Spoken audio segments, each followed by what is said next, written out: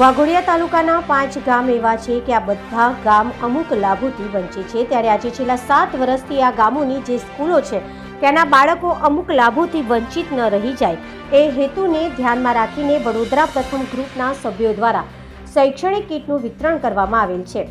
આ ગ્રુપ દ્વારા બાળકોને કોઈપણ જાતની તકલીફ ન પડે એ હેતુને ધ્યાનમાં લઈને બાળકોને સ્કૂલમાં કોઈપણ તહેવાર હોય કે કોઈપણ નાનો મોટો પ્રસંગ હોય આ પ્રથમ ગ્રુપના સભ્યો હાજર રહ્યા છે, જેમાં મનીષભાઈ શ્રીમાળી, મનીષભાઈ ગૌરાવ અને જયેન્દ્રભાઈનો સારો એવો ફાળો રહ્યો છે।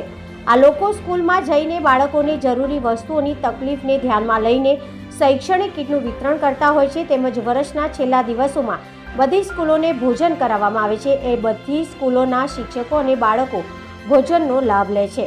પ્રથમ ગ્રુપે તાલુકાની આ 5 શાળાઓને દત્તક લીધી છે, ત્યારે પ્રથમ ગ્રુપ બાળકોને જરૂરિયાતની વસ્તુઓની સેવા આપે છે। Reporter Mitesh Solanki, BN news.